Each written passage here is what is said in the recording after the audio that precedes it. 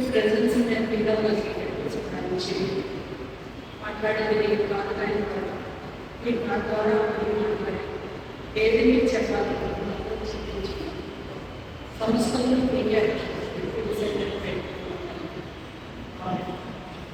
Good evening అందరికీ. బయట చాలా వర్షంగా ఉంది, అయినా కూడా మీరందరూ కూడా ఈ విధంగా రావడం అనేది నాకు చాలా సంతోషం. ఇంకొకటి ఏంటంటే మరి నా అమ్మగారి ద్వారా ప్రారంభించబడినటువంటి వైద్యలో నేను కాంటాక్ట్ చేయడానికి నిజంగా దేవునికి ఎంతో వందనాలు చేస్తున్నాను.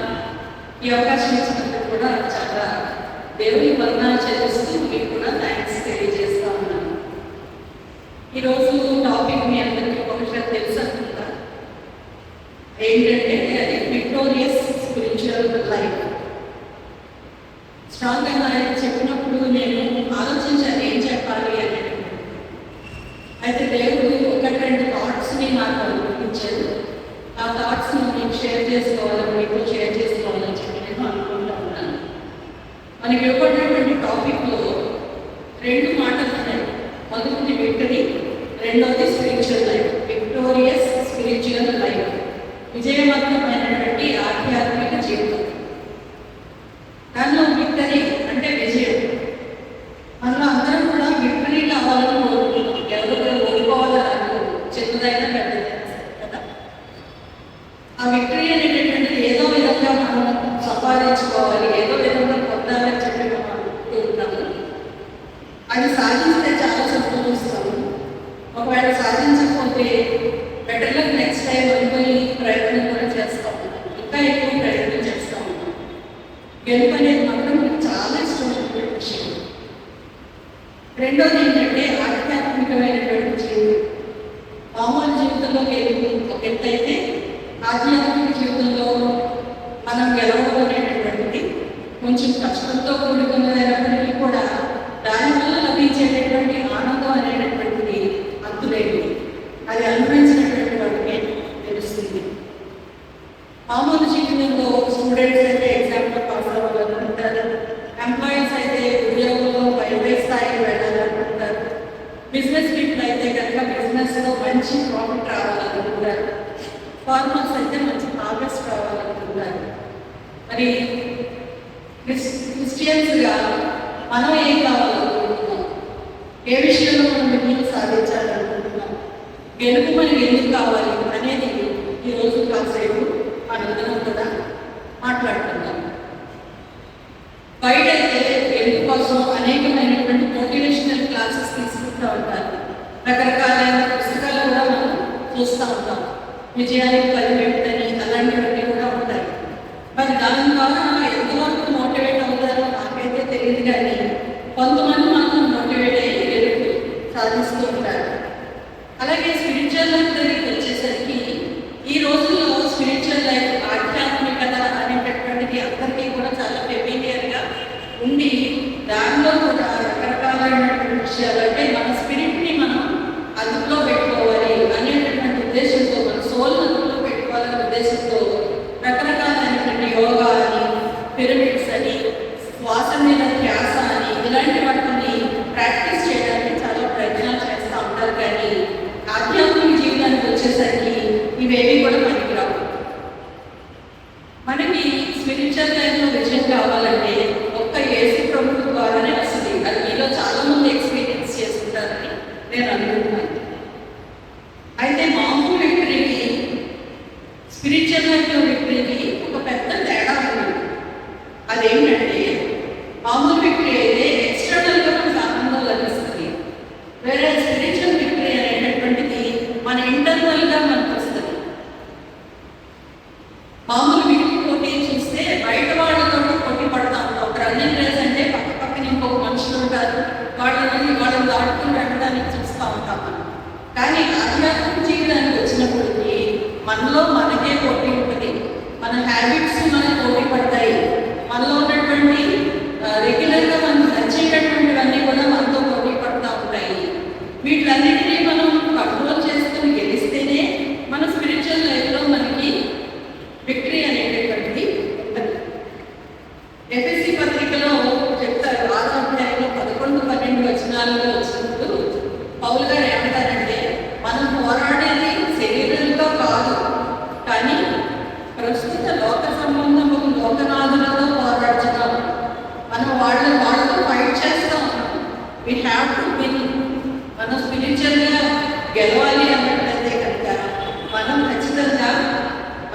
స్పిరిచువల్ లైఫ్లో వెలుగు కోసం మనం వాటిలన్నింటినీ జయించవలసినటువంటి వాళ్ళమై ఉన్నాం.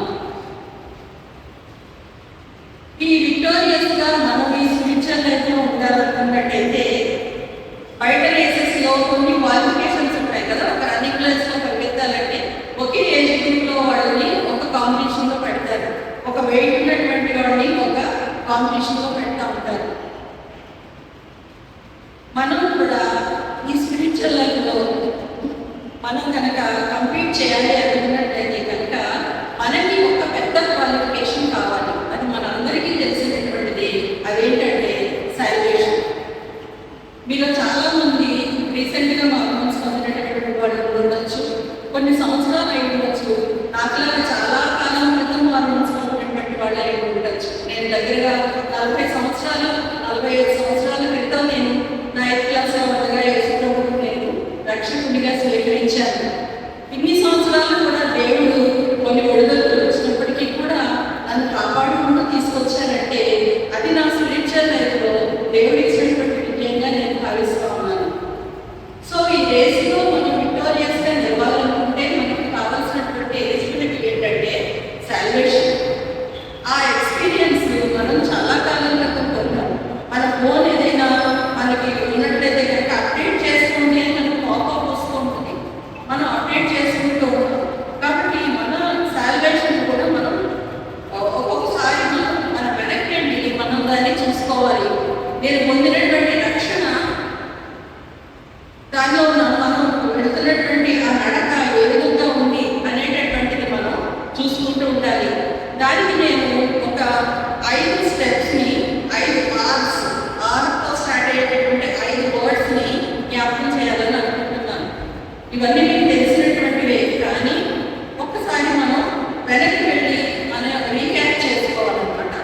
అంటే మన యొక్క సాల్వేషన్ మనం సరైనటువంటి గాడిలో వెళ్తున్నామా లేదా, ఎక్కడైనా మనం కరెక్ట్ చేసుకోవాలా అనేటటువంటిది మనం చూసుకోవాలి. ఎందుకంటే నేను 40-45 సంవత్సరాల క్రితం నేను మార్మన్స్ పొందినప్పుడు నేనున్నటువంటి స్థితి, ఈ రోజు ఉన్నటువంటి స్థితి నేను పోల్చుకున్నప్పుడు ఎక్కడైనా తప్పిపోయానేమో అది కరెక్ట్ చేసుకోవాలి, రెన్యూ చేసుకోవాలి. దేవుడితో ఉన్నటువంటి సంబంధం అయితే తెగిపోదు, కానీ అప్పుడప్పుడు మన యొక్క అవిధేయతల వల్ల దేవుడికి దూరంగా వెళ్ళిపోవడం అనేటటువంటిది మనకి జరుగుతుంటుంది. దాంట్లో మనం సాల్వేషన్లో ఫస్ట్ చేసేటటువంటిది ఏంటంటే రికగ్నైజ్ అనేటటువంటిది చేస్తాం. అదేంటంటే నేను తప్పు చేశాను, నేను పాపిని అని గ్రహిస్తాను. నాలో ఉన్నటువంటి స్వభావం అంతా కూడా పాప స్వభావం. నేను ఆయన ఆజ్ఞను మీరి నేను ఆయన దూరంగా వెళ్ళిపోయాను అని రికగ్నైజ్ చేసుకుంటాం. అది రికగ్నైజ్ చేస్తాం. That is the first step in salvation. రెండో స్టెప్ ఏంటంటే రిమోర్స్ లేకపోతే రిగ్రెట్. ఈ రిగ్రెట్ అనేటటువంటి మాట అంటే విచారిస్తాం, బాధపడతాం. అయ్యయ్యో నేను తప్పు చేసేసాను, నేను పాపం చేశాను, ఎట్లాగా ఇలా అవ్వకూడదు అని చెప్పి మనలో అలాంటి ప్రిక్ చేస్తూ ఉంటుంది అనమాట. బాధ కలుగుతూ ఉంటుంది. దాన్ని రిమోర్స్ లేకపోతే రిగ్రెట్ అని అంటాం. దీని యొక్క కాన్సిక్వెన్సెస్ ఏమవుతాయి అని ఆలోచించి కూడా భయపడి విచారిస్తూ ఉంటాం. ఎలాగైనా తప్పించుకోవడానికి ఉంటుందా అని ఆలోచిస్తాము. తప్పు చేస్తున్నాం, బాధపడి విచారిస్తామంటే ఇది second step. Third step and మూడోది ఏంటంటే రిపెంటెన్స్. ఈ రిపెంటెన్స్ అనేటటువంటిది ఉంటేనే మనకి సరైనటువంటి సాల్వేషన్ వస్తుంది. దేవుని దగ్గర మనం చేసినటువంటి తప్పులు మనం గుర్తించాం కదా, ఆ గుర్తించినటువంటి వాటిలన్నింటినీ కూడా మనం క్షమాపణ అడిగి ఆయన దగ్గర ఒప్పుకొని ఆయన దగ్గర నుంచి క్షమాపణ పొందడం అనేటటువంటిది మూడవ స్టెప్, మూడవ కారణం. నాలుగవది ఏంటంటే రెస్టోరేషన్. ఎప్పుడైతే మనం క్షమించబడ్డామో ఆయన దగ్గర నుంచి మనం రెస్టోర్ చేయబడాలి. అంటే ఫార్మల్ పొజిషన్కి దేవుడు మనల్ని ఏ విధంగా అయితే సృష్టించాడు, పాపం లేకుండా సృష్టించాడు, అటువంటి దాని దగ్గరికి మనం రాగలగాలి. ఫార్మల్ పొజిషన్కి రావడాన్ని రెస్టోరేషన్ అంటాం. అంటే దేవుడికి మనకి ఈ పాపం చేయడం వల్ల తెగిపోయినటువంటి బంధాన్ని మనం తిరిగి పునరుద్ధరించుకోవడం అనేటటువంటి దాన్ని మనం కలిగి ఉండాలి. ఐదో స్టెప్ ఏంటంటే ఈ 4 స్టెప్స్ మనం కంప్లీట్ చేసినట్లయితే మనకు కలిగేటటువంటి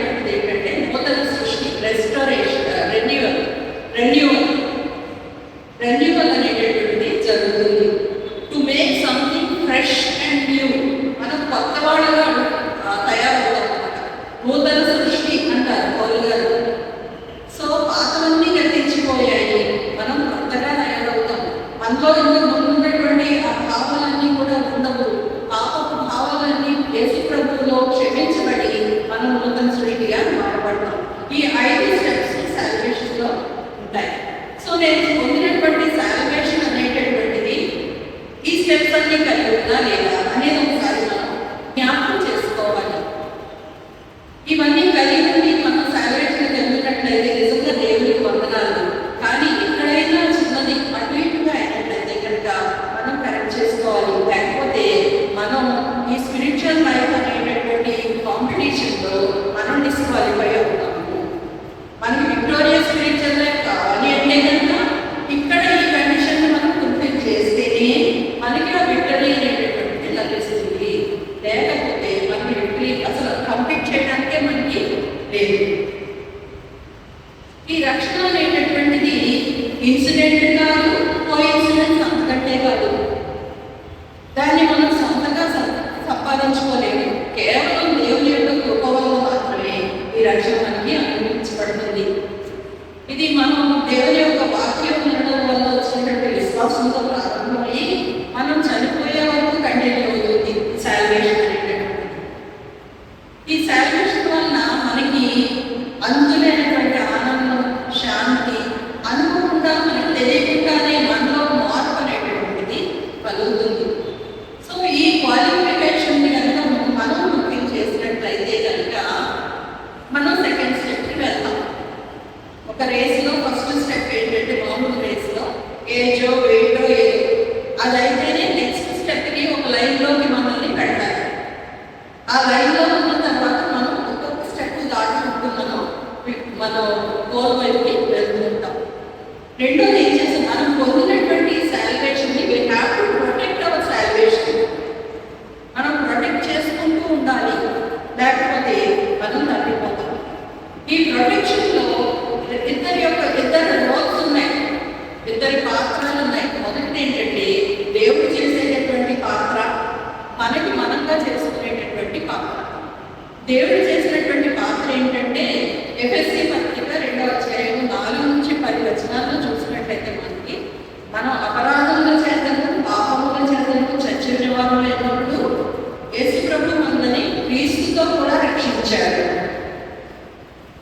తర్వాత దేవుడు చేసేటటువంటి ఈ రక్షణలో కొనసాగడంలో దేవుడు చేసేటటువంటి రెండవ అంశం ఏంటంటే ఎఫెసీ పత్రిక 1వ అధ్యాయం 13వ వచనంలో చూస్తే వాగ్దానం చేసినటువంటి పరిశుద్ధాత్మను మనకి ఇచ్చాడు. మొదటిది మనం అపరాధాల చేతను పాపాల చేతను చనిపోయినటువంటి వాళ్ళని మనం రక్షించడం మొదటిదైతే, రెండోది ఏంటంటే మనల్ని ప్రొటెక్ట్ చేయడం కోసం, మనకు కూడా ఉండడం కోసం పరిశుద్ధాత్మను మనకి సహాయకుడిగా ఆదరణకర్తగా నిర్మించారు. మూడోది ఏంటంటే ఆయన గొప్ప వాగ్దానాన్ని ఇచ్చాడు. ఏంటంటే ఫిలిప్పీ పత్రికలో 1వ అధ్యాయం 6వ వచనంలో చూస్తే దేవుడు ప్రారంభించినటువంటి కార్యం ఇది. రక్షణ కార్యం అనేటటువంటిది దేవుడిచే ప్రారంభించబడినటువంటి కార్యం. అది యేసుక్రీస్తు దినం వరకు కొనసాగిస్తారు. అంటే మధ్యలో ఆగిపోదు. Will continue till the day of Jesus Christ. యేసు ప్రభు తిరిగి వచ్చే వరకు కూడా ఈ కార్యాన్ని మనకి కొనసాగిస్తారు. ఈ 3 విషయాలు కూడా దేవుడి యొక్క రోల్, అంటే మన రక్షణలో కొనసాగడం కోసం దేవుడు చేసేటటువంటి రోల్ అన్నమాట, దేవుని యొక్క పాత్ర. మరి మన పాత్ర ఏంటి అంటే ఇది నా పర్సనల్ ఎక్స్పీరియన్స్. రక్షణ అనేటటువంటిది నాకు ఒకలా వస్తుంది, మీకు ఒకలా వస్తుంది, మీకు ఒకలా వస్తుంది. కొంతమంది చాలా ఏడ్చి కాపాడాలనుకుంటారు. కొంతమంది తెలియకుండానే తమలో తాము అనుకుంటూ క్రమక్రమంగా వాళ్ళ జీవితంలో మార్పు వస్తూ ఉంటుంది. అందరికీ ఒకలాంటి ఎక్స్పీరియన్స్ అనేటటువంటిది అస్సలు ఉండదు. ఏడ్చి పాపం ఒప్పుకోవాలి, లేకపోతే పాపాలు నిస్తున్నా కనపడ్డాయి అంటే అందరికీ అది రాదు. ఎవరి ఎక్స్పీరియన్స్ వాళ్ళదే. సో అది మనం ఇది నా స్వానుభవం, ఎవరిది వాళ్ళదే, వాళ్ళకి వచ్చినట్టు నాకు రాదు అని నమ్మాలి. రెండోది వాగ్దానం చేశాడు కదా యేసు ప్రభు, ఆ వాగ్దానం నా పట్ల ఖచ్చితంగా 100% నెరవేరుతుందని చెప్పి మనం నమ్మాలి.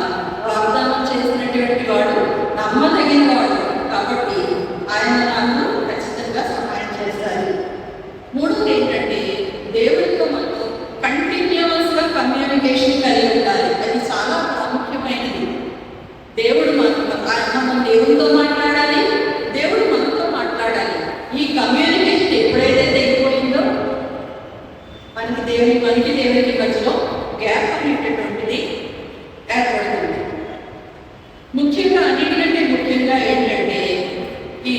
పత్రిక 2:12 మనం చూసినట్లయితే ఈ అనుగ్రహింపబడినటువంటి రక్షణని భయంతోనూ వణుకుతోనూ కొనసాగించాలి.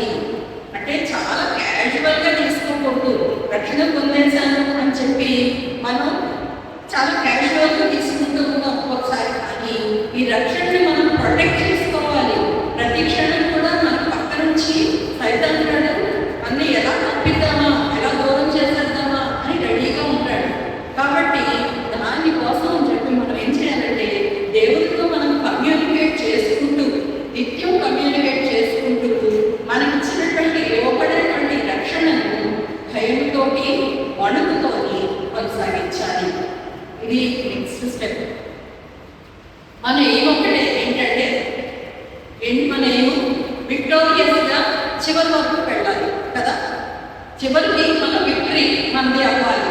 అది కాబట్టి మనం మామూలు రేస్కి వచ్చినట్లయితే మళ్ళా మామూలు రన్నింగ్ రేస్లో వచ్చినప్పుడు మీరు హర్డిల్స్ చూస్తుంటారు. హర్డిల్స్ రేస్ మధ్య మధ్యలో హర్డిల్స్ పెడతారు. ఆ హర్డిల్స్ దాటుకుంటూ రేస్ అంటే కొన్ని ఒక టైప్ ఆఫ్ రన్నింగ్ రేస్ మీకు అందరికీ కూడా తెలుసు. అలాగే ఈ స్పిరిచువల్ లైఫ్ కూడా హర్డిల్ రేస్ అన్నమాట. రేస్ విత్ హర్డిల్స్ అంటే అనేకమైనటువంటి ఆటంకాలు ఈ విక్టరీకి మనం వెళ్ళే దారిలో మనకి కలుగుతూ ఉంటాయి. ఆ హర్డిల్స్ అన్నింటినీ కూడా మనం దాటుకొని వెళ్ళాలి. మీరు చూసారా లేదో కానీ టీవీస్లో చూసినప్పుడు హర్డిల్ వచ్చినప్పుడు స్లో అవుతాడు, జంప్ చేస్తాడు, స్పీడ్ పికప్ చేస్తాడు, పరిగెత్తుతాడు. ఇదే మన స్పిరిచువల్ లైఫ్లో కూడా జరగాలి. మనకి హర్డిల్ ఎదురైనప్పుడు మన స్పిరిచువల్ లైఫ్ స్లో అవుతుంది. స్లో అయినప్పుడు ఆగిపోకూడదు, భయపడకూడదు. ఒకవేళ హర్డిల్ కనుక పడిపోయినప్పటికీ కూడా మనం ఆగిపోకూడదు. ఆగిపోకుండా ఏం చేయాలంటే స్లో డౌన్ అయినప్పటికీ కూడా దాన్ని దాటుకొని మళ్ళా స్పీడ్ పికప్ చేసుకుని ముందుకు వెళ్ళిపోవాలి తప్ప మనం ఆగిపోతున్నటువంటి మనకి ఎట్టి పరిస్థితుల్లో కూడా జరగకూడదు. మన స్పిరిచువల్ జర్నీలో కొన్ని చాలా ఫ్రీక్వెంట్గా చాలా ఎక్కువ మందికి ఇంక్లూడింగ్ మై సెల్ఫ్ వచ్చేటటువంటి హర్డిల్స్ కొన్నిటి గురించి మనం డిస్కస్ చేయాలని చెప్పి అనుకుంటాం. ఎందుకంటే ఆ హర్డిల్స్ ఏంటి, దాని వల్ల వచ్చేటటువంటి ఎఫెక్ట్ ఏంటి, దాన్ని మనం ఎలా బయటకు రావాలి అనేది మనం కొంచెం మాట్లాడుకున్నట్లయితే విక్టరీ మనకు మనకు కావాల్సిన ఫైనల్గా ఏంటంటే విక్టరీ. సంథింగ్లో అది ఏదో చేసి మనం గెలుచుకోవాలంటే దొంగ పనులు చేయకూడదు. కానీ స్ట్రైట్ అయితే దేవునితో పాటు నడుచుకుంటూ మనం విక్టరీ వైపు వెళ్ళిపోవాలి. ఎందుకంటే మన రక్షణ ఏదైనా చేసినప్పుడు ఆల్రెడీ ఆయన విన్నర్. సిలువలో ఆయన తన ప్రాణాన్ని త్యాగం చేసి ఆయన సైతాన్ని తల మీద చిత్తకొట్టేశాడు. గెలుపనేటటువంటి ఆల్రెడీ వచ్చేసింది మనకి. మనం ఆయన వెంబడిస్తున్నటువంటి మనం కూడా ఆ గెలుపు కోసం మనం పరిగెత్తుకుంటున్నాం. కాబట్టి వీ హ్యావ్ టు గో, వెళ్ళిపోవాలంటే హర్డిల్స్ వచ్చినా ఏమొచ్చినా. ఇప్పుడు సైతాన్ గారు చేస్తున్న పని ఏంటంటే మీరు ఎప్పుడైనా పామును చదువుకుంటే లోపల చివరి మొత్తం అసలు తలంతా చితికిపోయినా సరే, ఇప్పుడు జరుగుతుంది అదే. తల చితికిపోయినా సరే సైతాన్ గారు కాపీ రైటర్లా అంటున్నాడు అన్నప్పుడు మనకి ఏం చేస్తామంటే మనం భయపడిపోతాం. భయపడిపోయి వెనక్కి పరిగెట్టేస్తాం. సో అది జరగకూడదు. అది జరగకూడదు అనేటటువంటిది యేసు ప్రభువు మనకి చెప్తాం. ఆల్రెడీ చిత్తకొట్టినటువంటి తల, ఆ కలుగుతున్నటువంటి కోపం కూడా మనం చూసి భయపడకుండా యేసు ప్రభువు కూడా మనం పెట్టాలి. దానిలో జరిగేటటువంటి హర్డిల్స్లో ఫస్ట్ హర్డిల్ ఏంటంటే lack of desire for word of God. మనం రక్షణ పొందినటువంటి కొత్తలో చాలాసేపు వాక్యం చదవడానికి ఇష్టపడతా ఉన్నాం. మనకి ఏమన్నా కొద్దిగా బాగా భయం వేస్తే గొప్పగా వెళ్ళిపోయి దేవుని వాక్యం చదువుకుంటా ఉంటాం. టైం టు టైం మన వాక్యాన్ని ఏమన్నా నాతో మాట్లాడని చెప్పి మనం ప్రతిదీ కూడా మనం అనుకుంటూ ఉంటాం. సో మన క్రమక్రమంగా ఏమవుతుందంటే మనకి డిజైర్ తగ్గిపోతుంది అనమాట. ఒక జబ్బు పడినటువంటి వాడికి ఎపిటైట్ ఎలా తగ్గిపోతుందో మన ఆత్మలో కనుక మనకి ఏదైనా జబ్బు అంటే సిన్ కానీ లేకపోతే మనకి క్యాజువల్గా ఉండడం అనేటటువంటిది కానీ మనకు వచ్చినట్లయితే కనుక మనకు కూడా వాక్యం పట్ల ఆసక్తి తగ్గిపోద్ది. వాక్యం చదువుకోవాలనేటటువంటి ఆసక్తి మనకి బాగా తగ్గిపోతూ ఉంటుంది అనమాట. కాబట్టి దానికి మనం ఏం చేయాలి అంటే దాన్ని దేవుడు వేసినప్పుడే చెప్పారు ఏంటంటే మనము డిజైర్ క్రియేట్ అయ్యేటట్టుగా మనం ప్రార్థన చేసుకోవాలి. దేవా, నాకు వాక్యం చదవడం ఇష్టం ఉండకుండా ఉంటుంది, కాబట్టి ఈ వాక్యం పట్ల నాకు ఇష్టాన్ని పుట్టించండి అని చెప్పి ఆ దేవుడినే అడగాలి. అడిగితే ఆయన ఇష్టం పుట్టిస్తారు. తర్వాత పరిశుద్ధ ఆత్మతో మనం కదిలించబడేటట్టుగా మనం ప్రార్థన చేసుకోవాలి. ఏదైనా ఒక పైపు ఆగిపోయినట్టయితే, ఎప్పుడైనా మీరు ట్యాప్ దగ్గర కింద పైప్స్ అందులో చెత్త చెదారం వెళ్ళిపోతే ఆగిపోతుంది. అప్పుడు ఏం చేస్తాం? మీరు చేస్తారో చేయలేదు నాకు తెలియదు కానీ దాన్ని ఏంటంటే కదుపుతాం ఫస్ట్ కదా. కదిపితే ఏమవుతుంది? కొంత మురికంతా వెళ్ళిపోతుంది. తర్వాత ఏం చేస్తాం? ఇంకా బాగోలేదనుకోండి, అప్పుడు ఏం చేస్తాం? దాన్ని ఓపెన్ చేసి మనం క్లీన్ చేయడం అనేది జరుగుతుంది. సిమిలర్లీ వినిపిస్తారనమాట. ఆగిపోయినటువంటి ఆ పైపుని మనం బాగు చేసుకునేటటువంటి విధంగా ఉండాలి. చదవడానికి ఇష్టం లేకపోయినా కూడా మనం చదవాలి. అంటే we have to make our mind to read the word of God. మన మైండ్ సెట్ చేసేసుకోవాలి, దేవుడి వాక్యం నేను చదవాలి అని. తర్వాత ఎవరైనా ఇద్దరు బిలీవర్స్ ఇన్స్పిరేషన్ మనం మాట్లాడుకుంటే, వాక్యం చదివావా, ఈ రోజు ఏ వాక్యం చదువుతున్నావు అని నీ ఫ్రెండ్స్ బిలీవర్స్ ఎవరైనా ఉంటే అడిగితే, అయ్యో వాడు అడుగుతాడేమో అని చెప్పేసి మనం చదువుతాం. అది కూడా మనకి ఇది ఫస్ట్ వర్డ్. సెకండ్ వర్డ్ ఏంటంటే ప్రేయర్లెస్నెస్. ప్రార్థన చేయకపోవడం, చేసుకోలేకపోవడం. ఈ రెండు కూడా ప్రార్థనని మోకరిస్తే రకరకాలైనటువంటి ఆలోచనలు.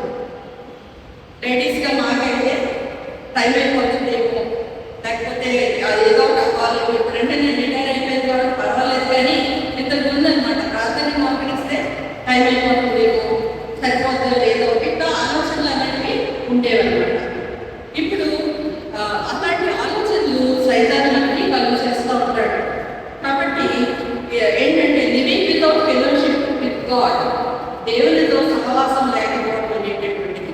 దీనివల్ల దేవునికి మనకి మధ్యలో గ్యాప్ పెరుగుతుంది. తర్వాత శిష్యులు కూడా నిద్రపోయి వాళ్ళు నిద్రపోవడం వల్ల శోధనకి చోటు ఇవ్వబడింది.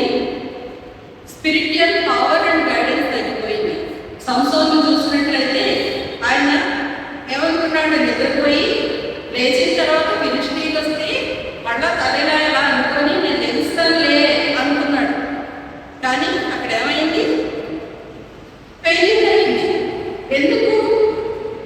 అక్కడ తెలియడానికి అన్ని అప్సెట్ చేసుకోవడం. సో ప్రేయర్లెస్నెస్ అనేటటువంటిది కూడా ఇదేనమాట. ఇది ప్రేయర్లెస్నెస్ అనేటటువంటిది ఎలాంటిదంటే, ఎలాంటి వెపన్స్ లేకుండా సోల్జర్స్ వార్లోకి వెళ్తే ఎలా ఉంటుందో అలాంటిదండి.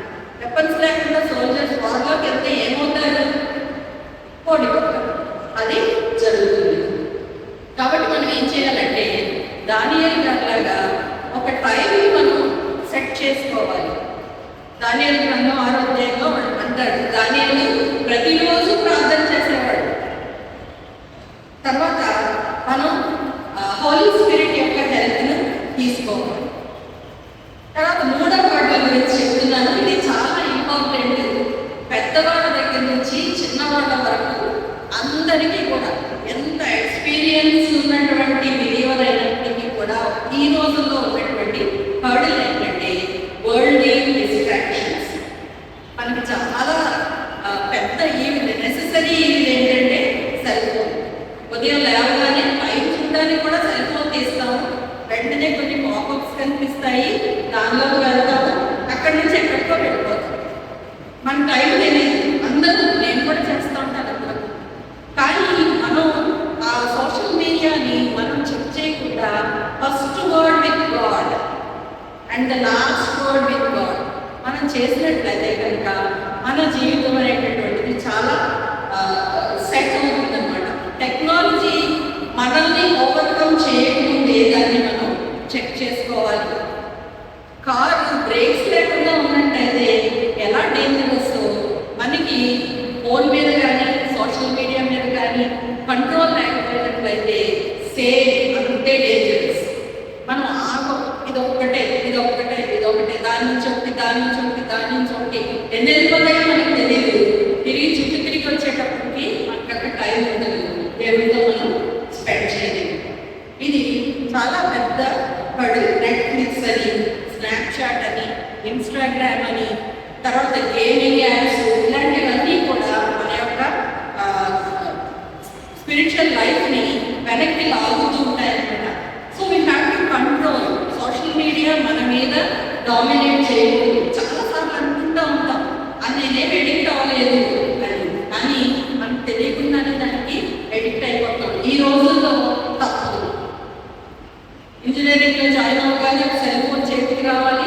ఎందుకంటే దానిలోకి అన్ని పీడిఎఫ్స్ పంపిస్తారు. ఉద్యోగస్తులు అయితే మన సెల్ ఫోన్ చేతికి రావాలి, ఎందుకంటే పేజ్ యాక్ట్ అయ్యాలి, దాంట్లో రకరకాల మనం ఫీడ్ చేసుకోవాలి, తప్పదు. కానీ అవి ఒక్కరు కరెక్టే, మన కంట్రోల్లో మనం దాన్ని ఉంచుకోవాలి. ఎందుకంటే దుష్ట సాంగత్యము మంచి నడవడిని చెబుతుంది. సో దుష్ట సాంగత్యం, చెడ్డవాడితో సాంగత్యం చేస్తే మనకున్నటువంటి మంచి నడవడి అంతా కూడా పోతుంది. శాశ్వతమైనటువంటి ఇంటర్నల్ గోల్స్ మనకి ఉండాలి, డిసిప్లిన్ కలిగి ఉండాలి. జిమ్లో మనం షెడ్యూల్ ఎలా పెట్టుకుని ఇంత టైం చేస్తాము, అలాగే దేవుని వాక్యం కోసం, ప్రార్థన కోసం, సహవాసం కోసం మన టైంని మనం పెట్టుకోవాలి. తర్వాత వర్డ్ ఏంటంటే బ్యాడ్ కంపెనీ. మన ఫ్రెండ్స్ అంటే మేము పెద్దవాళ్ళం అయిపోయాం కాబట్టి మాకు అంత ఇన్ఫ్లుయెన్స్ ఎక్కువగా బయట నుంచి రాదు, కానీ స్టూడెంట్స్లో ఉన్నటువంటి వీక్ చాలా ఉంటుంది. ఎందుకంటే మన ఫ్రెండ్స్ పేర్ గ్రూప్తో మనం ఎప్పుడు కూడా కంపేర్ చేసుకుంటూ ఉంటాం. నువ్వు ఏ ఫోన్ వాడుతున్నావురా, నువ్వు ఐఫోన్ కొనుక్కున్నావురా, మా డాడీ కొన్నాడు, ఎందుకు అంటున్నారు, నువ్వు ఈ ఫ్యాషన్ షూస్ బ్రాండెడ్ షూస్ వేసుకున్నావా, నేను అది కొనుక్కోలేకపోతే మనకి అది అనుకుంటా మన మనసులోకి వెళ్ళిపోతుంది అనమాట. అది ఒక హర్డల్ అయిపోతుంది. ఎందుకంటే మనకు కావాలి, వాళ్ళు కావాలి అని మనం కోరుకుంటాము, కానీ మనకు అవి దొరకవు, మనకు అసంతృప్తి అనేటటువంటి కలుగుతుంది. ఎలాగైనా సంపాదించుకోవాలి అనేటటువంటి కోరిక కలుగుతుంది తప్ప దేవుడి వైపు నుంచి అది డిస్ట్రాక్షన్ అయిపోతుందని మనం గమనించుకుంటాం. తర్వాత చాలా ముఖ్యమైనది ఏంటంటే, ఇది కూడా అంటే ఆ వరల్డ్లీ ఎట్టున్నా సరే అన్కన్ఫెస్డ్ సిన్, అంటే మనం దేవుని దగ్గర ఒప్పుకోలేనటువంటి పాపాలు ఉంటాయి, ఒప్పుకోని పాపాలు ఉంటాయి. మనం ఒప్పుకోము దేవుని దగ్గర, ఏమనుకుంటామంటే ఈ ఒక్కసారికి పర్వాలేదు, ఈ ఒక్కదే కదా, ఎవరికి కనిపించదు కదా, ఇది చేస్తే ఏం కాదులే, ఇంతలోనే దేవునికి మనకి రిలేషన్ దెబ్బతింటదా, గ్యాప్ వచ్చేస్తుందా, ఇలా అనుకుంటా ఉంటాం. కానీ మనకి తెలియకుండానే ఆ అన్కన్ఫెస్డ్ సిన్ మనకి ఒక టెర్మైట్ లాగా తయారవుతుంది. మన చెత్త చూసినట్టయితే కనుక పైన చాలా బాగుంటుంది, అసలు ఎక్కడ ఇంత కూడా మనకి పైన తేడా కనిపించదు, షేప్ మారదు. కానీ దాన్ని ముట్టుకున్నప్పుడు లోపలంతా కూడా డొల్లే ఉంటుంది, లోపలంతా తినేస్తుంది. ఈ అన్కన్ఫెస్డ్ సిన్ కూడా మన ఎముకలకి కుళ్ళు కనిపిస్తుంది అన్నమాట, కుళ్ళులాగా తయారైపోతుంది అనమాట. సీక్రెట్గా క్యారీ చేస్తాం మనం, బయట అస్సలు కనిపించదు.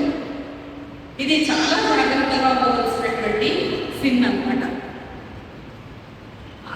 ఆదాము మనం చూసినట్టయితే మనకి అదే కనిపిస్తుంది. ఏంటంటే అంతవరకు ముందు వరకు కూడా వాళ్ళు చాలా దేవునితో చాలా మంచి రిలేషన్షిప్ కలిగి ఉన్నారు. కానీ ఎప్పుడైతే ఆ పండు తిన్నారో దేవునికి ఎదురుగా అడగాన్ని భయపడిపోయారు. కానీ అమ్మ చెప్పారా, చెప్పలా, దాచుకున్నాను. కానీ దేవుడికి అన్నీ తెలుసు కాబట్టి అది బయటపడింది. దేవునికి ఎవరు చూసినా చూడకపోయినా దేవునికి అన్నీ కూడా తెలుసు. దీనిలో స్టూడెంట్స్గా ఎగ్జామ్స్లో చీటింగ్ చేస్తాం, కాపీయింగ్ చేస్తాం. తర్వాత పేరెంట్స్తో మనం అబద్ధాలు ఆడుతూ ఉంటాం, లేదమ్మా నేను అసలు చూడలేదమ్మా, అది చేయలేదమ్మా.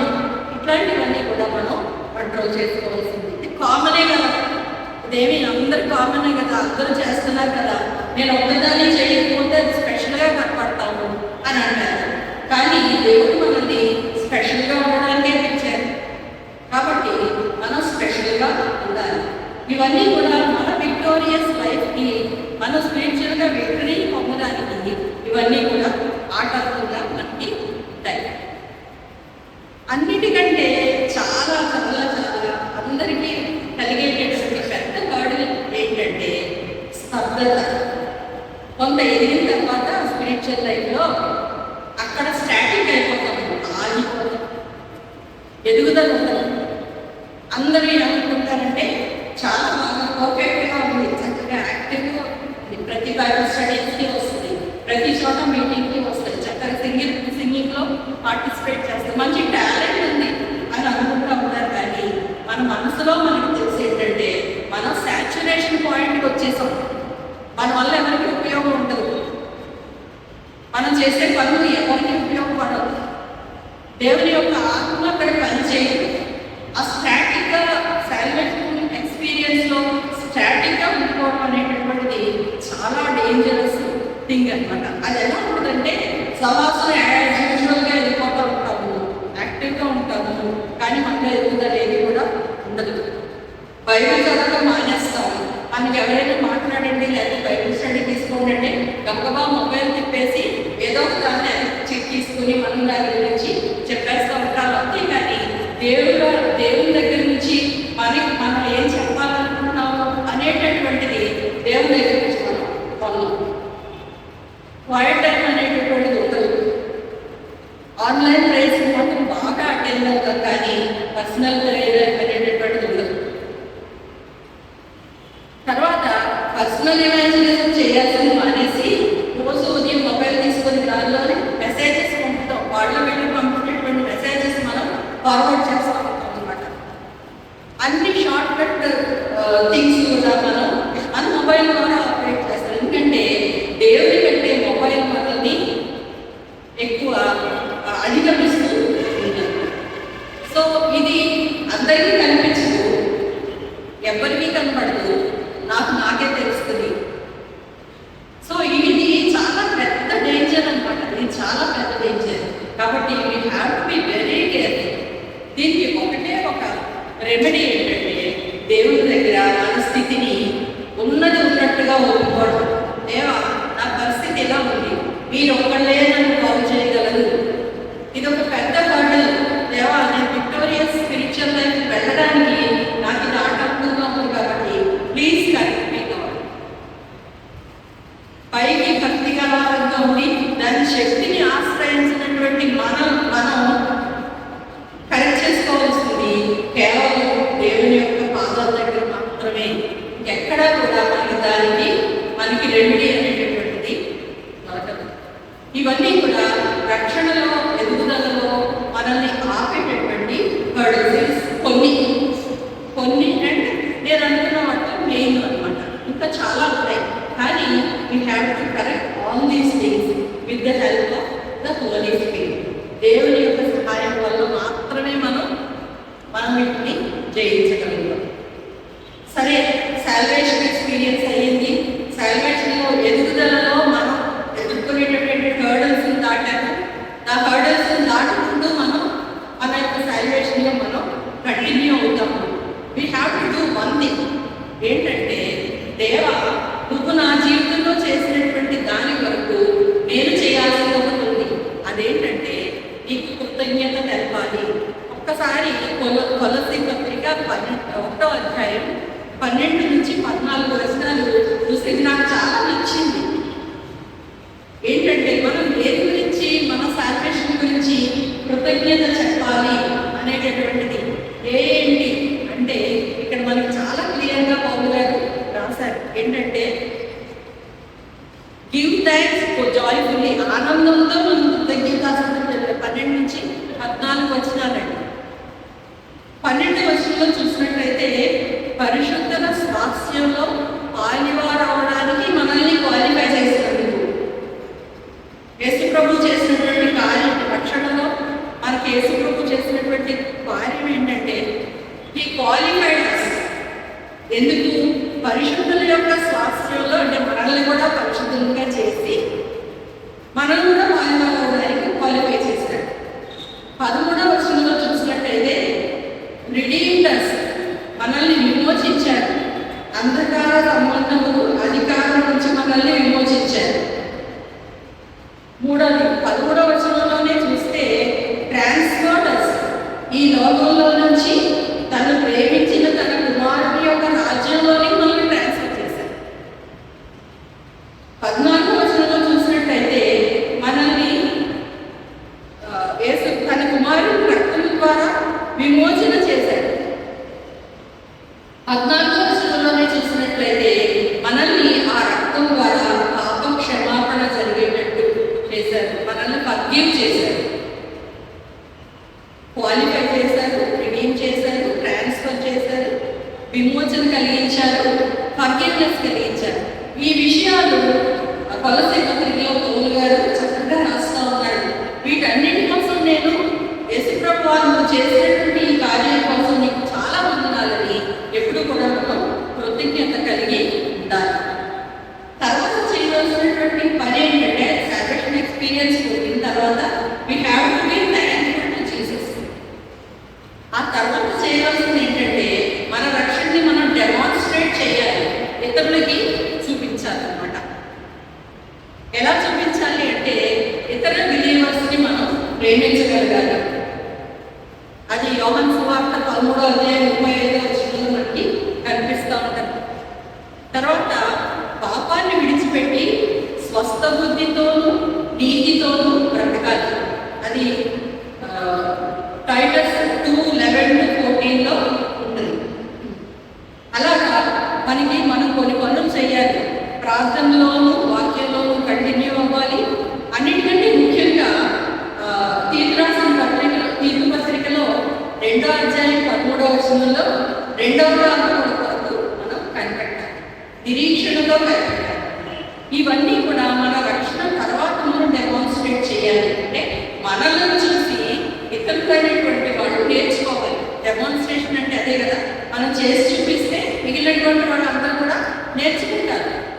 సో ఇవన్నీ కూడా మనం ఖచ్చితంగా మనం చూడాలి. జాన్ సి మ్యాక్స్వెల్ అనేటటువంటి ఆయన ఇలా చెప్పారు ఏంటంటే, if we're growing we're always going to be out of our comfort zone. మన కంఫర్ట్ జోన్లోంచి మనం బయటికి రావాలి. ఒక విత్తనం మనకి మొదలైతే కనుక మనం పాతి పెట్టామంటే కనుక అది నీళ్లు పోసిన తర్వాత అది దాని యొక్క కంఫర్ట్ జోన్, దాని షెల్లోంచి అది బయటికి వస్తేనే గ్రోత్ ఉంటుంది. లేకపోతే గ్రోత్ అనేటటువంటిది ఉండదు, ఎంతకాలం అన్నా అలాగే ఉంటుంది. సో విత్తనానికి కంఫర్ట్ జోన్ ఏంటంటే షెల్, ఆ బయట ఉన్నటువంటి ఎక్స్టర్నల్ లేయర్. ఆ లేయర్ పగిలి బయటకు వస్తేనే ఎదుగుదల ఉంటుంది. అలాగే మన కంఫర్ట్ జోన్లోంచి మనం బయటకు వస్తేనే ఎదుగుదల ఉంటుంది, ఫలిస్తాం. లేకపోతే అక్కడే ఉండిపోతాం. మన వల్ల ఎవరికి కూడా ఉపయోగం అనేటటువంటిది ఉండదు. అంతేకాక దేవుడు మనల్ని ప్రొడక్టివ్గా ఉండాలని చూస్తున్నాడు. మనకి ద్రాక్ష తోట ఉపమానం బాగా తెలుసు.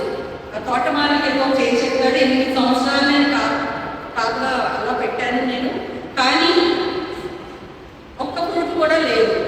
కాబట్టి దాన్ని కొట్టే అని చెప్పాడు తోటమాలకు. అప్పుడు ఆ తోటమాల ఏమంటాడు, ఇంకో సంవత్సరం ఇవ్వండి అని అంటాడు. మనం ప్రొడక్టివ్గా లేకపోయినట్లయితే అది దేవుడికి ఇష్టం లేదు. దేవుడు పనిష్ చేయడానికి కూడా ఇష్టపడతాడు. కాబట్టి మనం ఈ విషయంలో మనం చాలా జాగ్రత్తగా ఉండాలి. ఇవన్నీ దాటుకుని పైకి వెళ్తే మనకేమొస్తుందంటే విక్టరీ వస్తుంది. మీకు పంపినటువంటి చూసినట్లయితే కనుక మీ గ్రూప్స్లో వేసినటువంటి దాన్ని చూసినట్లయితే ఆ బొమ్మను మీరు అబ్జర్వ్ చేశారో లేదో, హారంతో పైకి వెళ్తూ ఉన్నాడు ఒక విక్టోరియస్ పర్సన్. తను విక్టరీ అనేటటువంటి గెలిచాను అని చెప్పి చెయ్యిలా పెట్టి చూపించడం అనేటటువంటిది చూస్తాం. మన లైఫ్ కూడా, మన స్పిరిచువల్ లైఫ్ కూడా అంతే. చాలా బర్డెన్సమ్గా మనం కష్టపడి పైకి వెళ్తున్నాము. చివరికి ఎవరికి విజయం మనకే వస్తుంది. ఎందుకంటే యేసు ప్రభువు పరిశుద్ధాత్మ మనతో పాటు ప్రయాణం చేస్తా ఉన్నారు. అది మనం గ్రహించుకోవాలి. అంతేకాకుండా మనం అని చెప్పుకుంటాం, కానీ దేవుని యొక్క వాక్యం అనేటటువంటి మనకి స్టాండర్డ్ కదా, రెగ్యులర్. కాబట్టి దేవుడు మనకి కొంతమంది మోడల్ చూపించారు. గొప్పగా అవి మనం చూద్దాం. మొట్టమొదటిగా ఏంటంటే దానియేలు గ్రంథం 1వ అధ్యాయంలో చూసినట్లయితే కనుక దానియేలు గ్రంథం మనకు తెలుసు. దానియేలు షడ్రకు మెషకు అవి వాళ్ళని బబులోను పట్టణానికి తీసుకెళ్ళినప్పుడు వాళ్ళు ఏం చేస్తారంటే ద్రాక్షారసం తాగండి, అది రాజుగారు పెట్టేటటువంటి ఫుడ్ తినండి అని చెప్పినప్పుడు వాళ్ళు ఏమని చెప్తారు అక్కడ, మేము ఈ ఫుడ్ తినము, మాకు మామూలు వెజిటేరియన్ ఫుడ్ లాంటిటువంటి రాజుగారు తినేటటువంటి ఆహారం మాకు వద్దు అని చెప్తే వాళ్ళు భయపడతారు. ఎందుకు, వీళ్ళు ఏమైనా వీక్గా అయితే మళ్ళీ రాజుగారు పనిష్ చేస్తారు. కానీ అక్కడ దానియేలు గారు ఏమంటారంటే, మాకు అదేది వద్దు, మాకు మామూలు ఆహారాన్ని ఇవ్వండి. కాబట్టి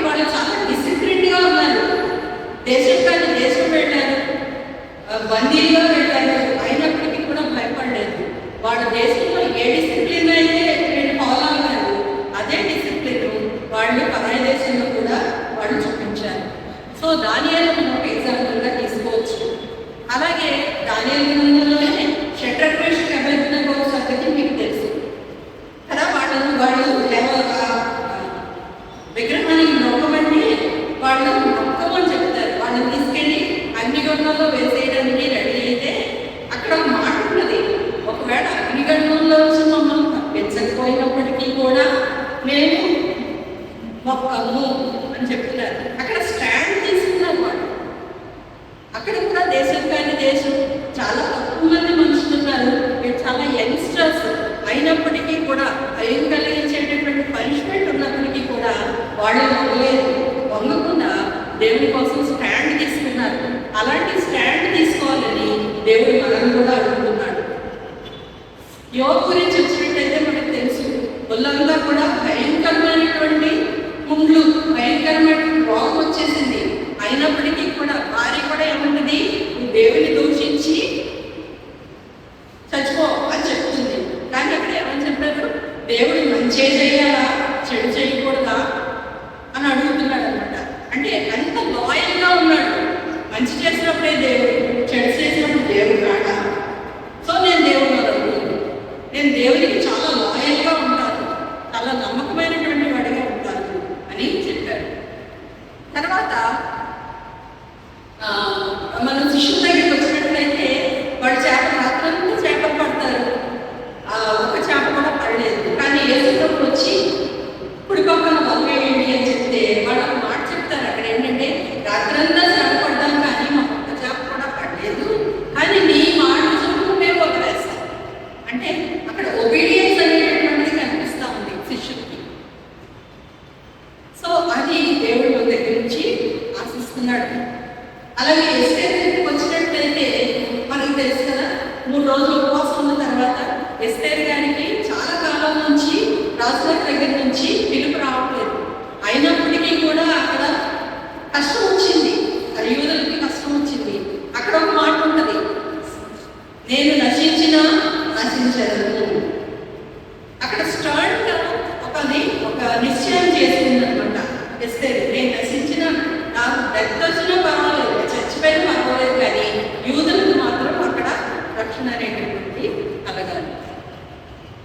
తర్వాత దావీదు గారి దగ్గరికి వచ్చేటప్పటికి, దావీదు లక్ష్మణ్ పాపం చేసిన తర్వాత నాతాను గారు కరెక్ట్ చేయడానికి వెళ్తారు. వెళ్ళినప్పుడు దావీదు, నేను రాజుగారిని రెస్పాన్సిబిలిటీ చేస్తాను, నన్ను ఎక్కడే ఉంటాననే మాట మాట్లాడేది. అక్కడ కరెక్ట్ చేసుకోవడానికి ఇష్టపడ్డారు. సో ఇవన్నీ కూడా బైబిల్ గ్రంథంలో మనకి ఎగ్జాంపులరీగా ఇచ్చినటువంటి వ్యక్తులు. దానియేలు, షడ్రక్ మేషక్ అబేద్నెగో, యోబు, తర్వాత శిష్యులు, తర్వాత ఎస్తేరు గారు, అలాగే దావీదు. వీళ్ళందరినీ మనం ఆదరిస్తాం. మనకి అవసరం వచ్చినప్పుడు మనం వీడి జ్ఞాపకం రావాలన్నమాట. ఆ రోజు ఈ విధమైనటువంటి ఇది వచ్చింది కదా, ఈ శ్రమ వచ్చినప్పుడు ఈ విధంగా తప్పించుకున్నారు. నేను మా కాలేజ్లో 2 సార్లు ఏంటంటే చాలా గ్రేవ్ సిచ్యువేషన్స్ ఉంటే ఎంటర్ అయినప్పుడు అక్కడ ఏంటంటే ఖచ్చితంగా అబద్ధం ఆడాల్సి వచ్చినప్పుడు, లేకపోతే ఏదైనా అట్లాంటి చేయకూడనటువంటి వంట వచ్చినప్పుడు నేను ఒకటి ప్రార్థన చేస్తుంటాను. అంటే నేను చాలా ఇది నిన్న చదివినప్పుడు నాకు వచ్చినటువంటి ఐడియా ఎస్తేరు గారికి. కానీ నేను అనుకునేదాన్ని, దేవా ఎస్తేరుని ఆ రోజున రాజుగారు చూసినప్పుడు తన యొక్క దండాన్ని చూపించినట్టు చూపించావు కదా, ఇప్పుడు నేను వెళ్తున్నాను, నాకు కూడా అలా చేయాలి, నేను నీ బిడ్డను కదా అని అనుకుని లోపలికి ఎంటర్ అయ్యేదాన్ని. ఎంటర్ అయితే నిజంగా అక్కడ సిచ్యువేషన్స్ అన్నీ మారిపోయాయి. ఇలాంటి ఎక్స్పీరియన్స్ నాకు ఒక 5-6 టైమ్స్ జరిగినాయి అనమాట. అక్కడ నేను తప్పించి ఎవరు కూడా సమాధానం చెప్పాల్సినటువంటి ఛాన్స్ ఉండని పరిస్థితిలో దేవుడు నన్ను పెట్టినప్పుడు ఈ ఒక్క చిన్న ప్రార్థన. ఒక్కొక్కసారి ప్రిన్సిపల్ చాలా ఎవరో పేరెంట్స్ వచ్చి గొడవ చేస్తున్నప్పుడు రండి అనిపించినప్పుడు ఏం మాట్లాడాలో నాకు తెలియదు. నేను సహజంగా చాలా భయం, నాకు చాలా గమ్మును వెళ్ళను, మాట్లాడలేదు కూడా సిచ్యువేషన్ వచ్చినప్పుడు. కానీ గుమ్మ ఎటువంటి ప్రార్థన చేసుకుంటే ఎవరు నాకు సహాయించి వేడిగా అక్కడ ఆ ఒక్క మాట పక్కన సబ్సైడ్ అయినటువంటి పరిస్థితి కూడా దేవుడు నాకు చూపించాడు. అంటే మనం దేవుడు ఖచ్చితంగా మనల్ని ఆ విధంగా నడిపిస్తూ ఉంటాడు. మరి చివరిగా మనం మన చర్చెస్లో చాలా ఫ్రీక్వెంట్గా వాడుకునేటటువంటి ఒక పాట నాకు జ్ఞాపకం వచ్చింది. ఎందుకంటే విజయకరమైనటువంటి ఆధ్యాత్మిక జీవితం గురించి మనం ఎప్పుడు ఈ పాటను ఆలోచిస్తూ పాడలేదు. నేనైతే ఆలోచిస్తూ పాడలేదు. అదేంటంటే జయప్రభు యేసునే వెంబడించు జయముగా నడిచేదని, యేసుతో జయముగా వెళ్ళదు. చార్లెస్ కిన్సింగర్ గారు రాసినటువంటి చక్కని పాట. అది ఇంటికి వెళ్ళిన తర్వాత నేను వర్స్ బై వర్స్ చూస్తే ఇప్పుడు నేను చెప్పినటువంటి పాయింట్స్ అన్నీ కూడా అందులో ఉన్నాయి. మనం చూసినట్టయితే కనుక జయప్రభు యేసునే వెంబడిస్తూ, అంటే ఆల్రెడీ నువ్వు జయించేస్తావు దేవా, నిన్ను వెంబడిస్తూ నేను నీకు కూడా వస్తాను. తర్వాత ఇంకా ఏంటంటే దేవుని వాక్యం ఆదరణిస్తుంది. ఫస్ట్ వర్స్లో చెప్తారు, నీ వాక్యం ఆదరణిస్తుంది, అధిక బలం ఇస్తుంది, అదొక ఆత్మ కట్టుంది, అందరికీ కూడా రక్షగా ఉంటుంది, ప్రొటెక్షన్గా ఉంటుంది.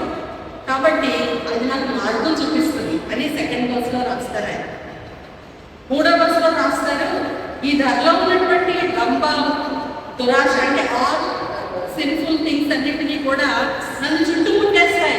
అప్పుడు నేను ఈ దగ్గరికే చేరతాను, నాకు విజయం వస్తుంది.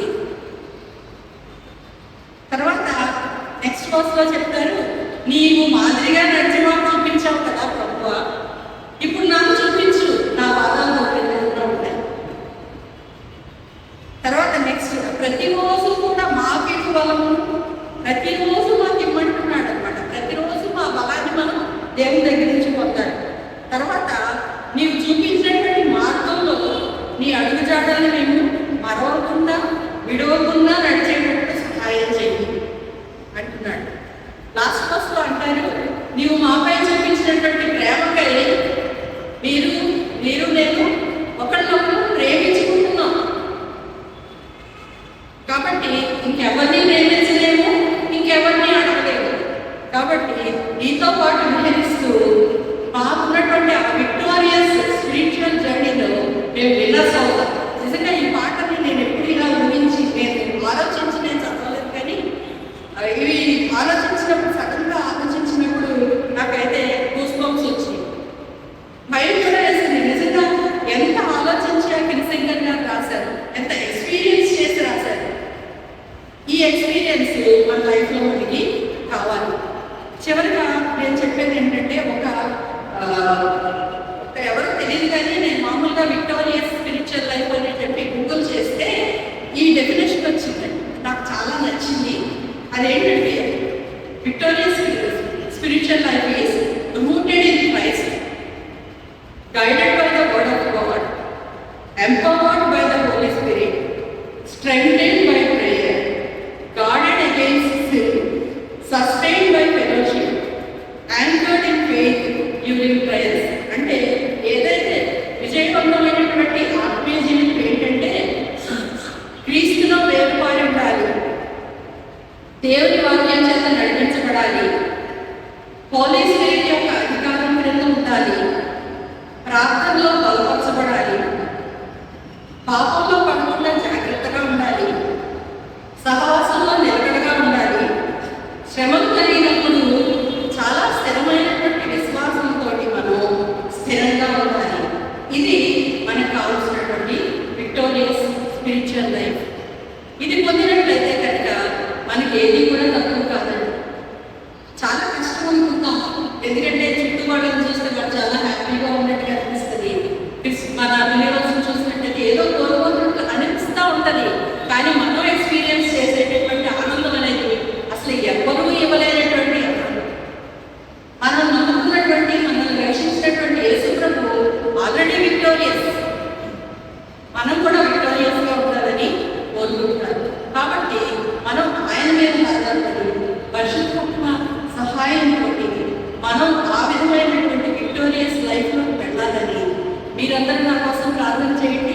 నేను కూడా మీకోసం ప్రార్థన చేస్తాను. దేవుని వందనాలు. Thank you very much.